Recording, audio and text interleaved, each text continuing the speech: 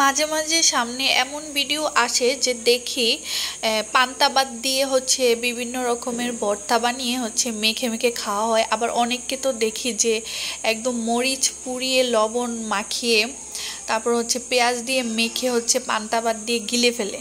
তো এইগুলা দেখার পর না আমারও পান্তা ভাত গিলতে খুব ইচ্ছা করলো। তো আমি হচ্ছে মাছ ভাজি করে নিলাম, তারপর হচ্ছে ডিম ভাজি করে নিলাম। আমি হচ্ছে মাছ ভাজি দিয়ে পান্তা ভাত গিলবো।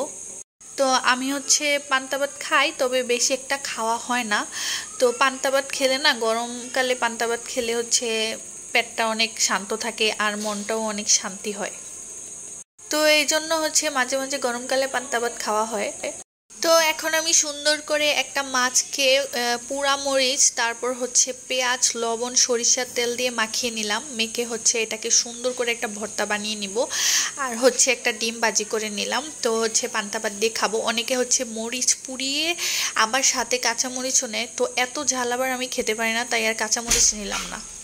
আমি শাকসবজি তেমন একটা না খাইলেও আমি কিন্তু ভর্তা ভাত অনেক বেশি পছন্দ করি। বিভিন্ন ধরনের ভর্তা তারপরে হচ্ছে মরিচ দিয়ে মাখা ভাত, এগুলা কিন্তু আমার অনেক বেশি ভালো লাগে।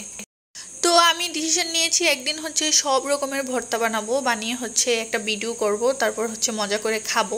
কিন্তু বানাবো বানাবো করে আর বানানো হচ্ছে না, কারণ ভর্তা বানানো কিন্তু অনেক বেশি প্যাচাল, অনেক সময় আর ধৈর্যেরও দরকার, যেহেতু একসাথে অনেকগুলো ভর্তা বানাবো। তবে গরম ভাত দিয়ে ভর্তা খেতে কিন্তু আমার অনেক বেশি ভালো লাগে। আর এভাবে পোড়ামরিচ দিয়ে মাখিয়ে ভাত খেতে কিন্তু মানে পান্তা ভাত খেতে কিন্তু আমার অনেক বেশি ভালো লাগে।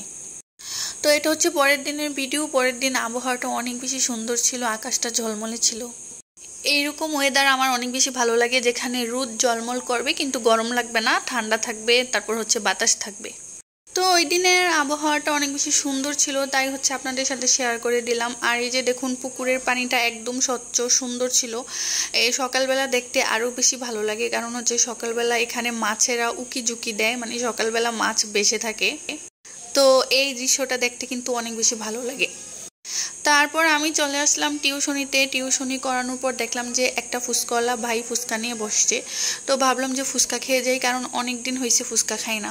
তো এখানকার ফুচকাটা ছিল খুবই নর্মাল, খুবই সাধারণ।